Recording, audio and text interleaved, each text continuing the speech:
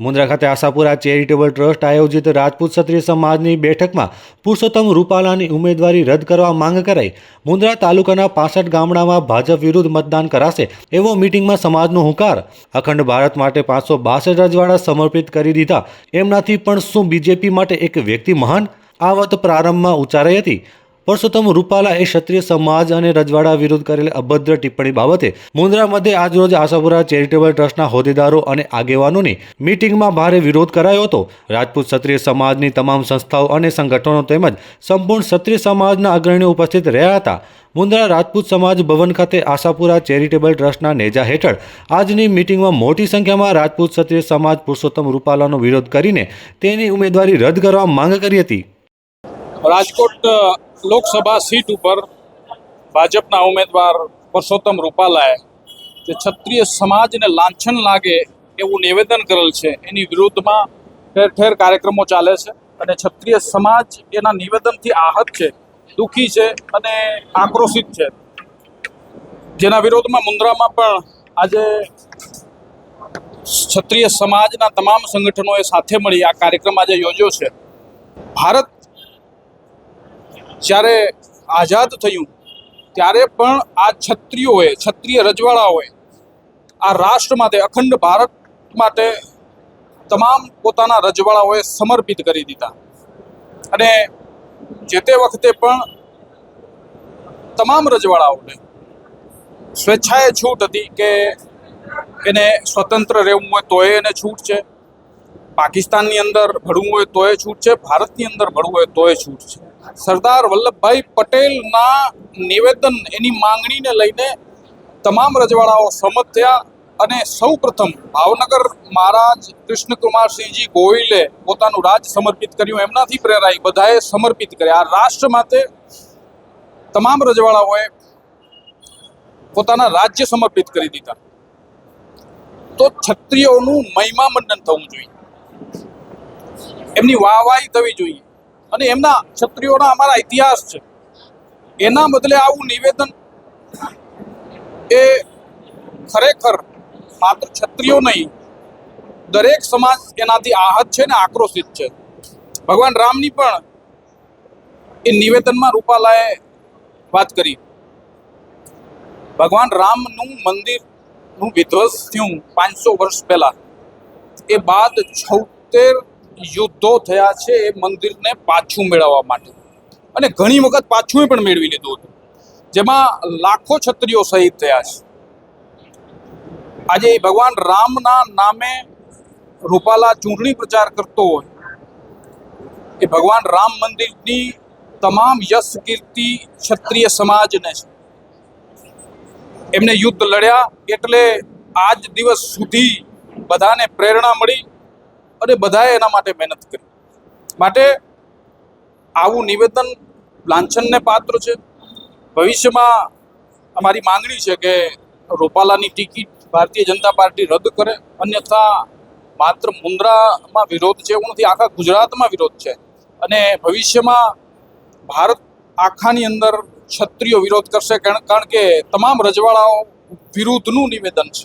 તમામ રજવાડાઓ, તમામ ક્ષત્રિયોને લાંછન લાગે એવું નિવેદન છે. એટલે સંપૂર્ણ ભારતના ક્ષત્રિયો વિરોધ કરશે અને આ વિરોધ માત્ર રૂપાલા પૂરતો સીમિત નહીં રહે, આ વિરોધ ભારતીય જનતા પાર્ટી સુધી પણ ટૂંક સમયમાં પહોંચશે.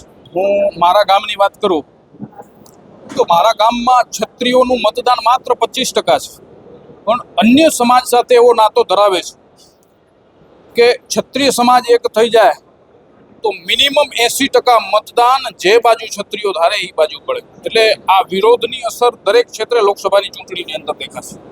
ક્ષત્રિય સમાજના જેટલા ભારતીય જનતા પાર્ટીની અંદર જોડાયેલ છે એમને અમે નિવેદન એ જ કર્યું છે આજની મિટિંગ દરમિયાન કે ભાઈ આપ ખુલ્લામાં ના આવો તો કંઈ નહીં, પરંતુ ચૂંટણી માટે જે રૂપાલાની ટિકિટ ન કપાય તો ચૂંટણી માટે ભારતીય જનતા પાર્ટી માટે મત માગવા ન આવતા, અન્યથા સમાજ આપને પણ જોઈ લેશે. આજે મુન્દ્રા અમારા રાજપૂત સમાજના દરેક સંગઠનના ભાઈઓ એક મીટિંગ કરી અને જે ગુજરાતની અંદર અમારા સમાજ વિરુદ્ધ રૂપાલાએ નિવેદન આપ્યું એના માટે જો રૂપાલાને ટિકિટ કેન્સલ કરવા નહીં આવે તો અમારો સમાજ ચૂંટણીનો બહિષ્કાર કરશે અને જે પણ ભારતીય જનતા પાર્ટી છે એનો ટેકો નહીં આપે. આજે મુન્દ્રા તાલુકામાં બધા ભાઈઓ ભેગા થઈ અને નક્કી કર્યું છે કે જે પણ નિર્ણય આવશે અમારા રાજપૂત સમાજ ઉપરથી નિર્ણય કરશે એને અમે સપોર્ટ આપશું અને જ્યાંય પણ એવું કંઈ જરૂર પડશે તો બધી જગ્યાએ હાજર રહેશું. પણ અમારો એક જ પ્રશ્ન છે કે રૂપાલાને જો રાજીનામું નહીં આપવામાં આવે ટિકિટ કેન્સલ કરવામાં નહીં આપે તો અમે એનો ચૂંટણીનો બહિષ્કાર કરશું અને એના વિરુદ્ધમાં જેટલી અમારી તાકાત છે એ લગાડીને એ પક્ષની પાર્ટીના ઉમેદવારને હરાવવાની કોશિશ કરશું અને પક્ષને બતાવી આપશું કે રાજપૂત સમાજ શું છે. આજે રૂપાલાના જે નિવેદનના વિરુદ્ધમાં મુન્દ્રા તાલુકા આશાપુરા ચેરિટેબલ ટ્રસ્ટના નેજા હેઠળ રાજપૂત સમાજની એક મિટિંગ બોલાવવામાં આવેલી. રૂપાલા સાહેબના નિવેદનથી અમારી રાજપૂત સમાજોની લાગણી ખૂબ જ આ થઈ છે.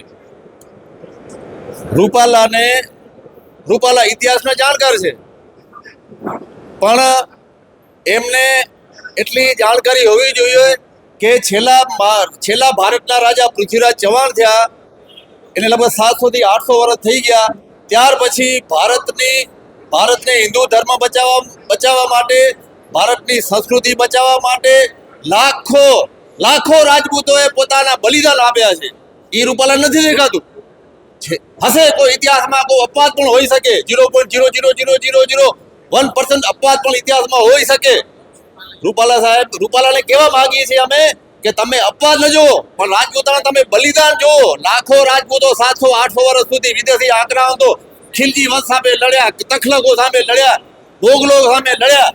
કોણ લડ્યા? રાજપૂતો લડ્યા છે. જો ભારતમાં રાજપૂત ન હોત ને રાજપૂતો, તો તમે આજે વંદે માતરમ કહેવા માટે પણ જીવતા ન હોત તમે આજે. માટે અમારી જે રાજપૂતાણી અમારી રાજપૂત બહેનોનું જે અપમાન થયું છે, ભારતમાં હજારો રાજપૂતાણીઓએ જોહર કર્યા છે. શા માટે? જો રોટી બેટીનો વ્યવહાર કર્યો તો અમારી હજારો બહેનો ભરીને નંબર તમારે જો એને જોહર કહેવામાં આવે છે ઇતિહાસની ભાષામાં. જે રાજપૂતાણી જે ભરીને મરી ગયું 16,000 એક સાથે જે અગ્નિમાં ભરીને મરી ગયું તું. અમારે જો રાજપૂત અને રોટી બોટીનો વ્યવહાર કરવો એટલે તો અમારી રાજપૂતાણી ભરીને ન મરત. માટે તમે જીતો. ભાજપ વાળાને પણ કહેવા માંગીએ છીએ અમે કે રૂપાલાની ટિકિટ રદ નહીં કરવામાં આવે તો એનું પરિણામ કચ્છ, ગુજરાત અને આખા ભારતમાં ભાજપે ભોગવવું પડશે. જય ભવાની, જય હિન્દ.